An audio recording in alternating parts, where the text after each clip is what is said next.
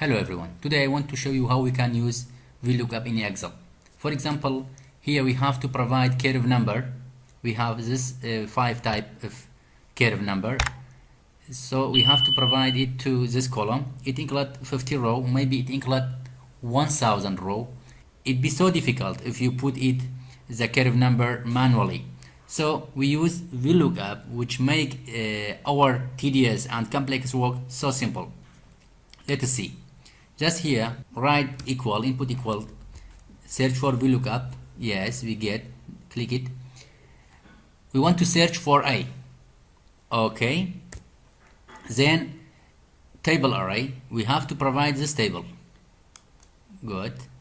Then, which value must be put in this column? The column 1 or column 2 of a table.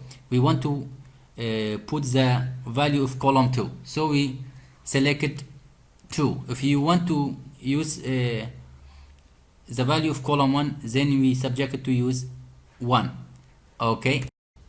Otherwise, if there is no value which match with A, show false. Okay. But we have to fix this column because here we have only this value. We don't want to come down. So we have to fix it. C2. Yes. That's all. Just enter.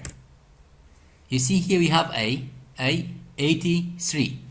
Let us see for the as a hydrology group type is double click. You see A over B is 84, D 95, C 90. That's all. I hope it can be helpful. Have a nice time.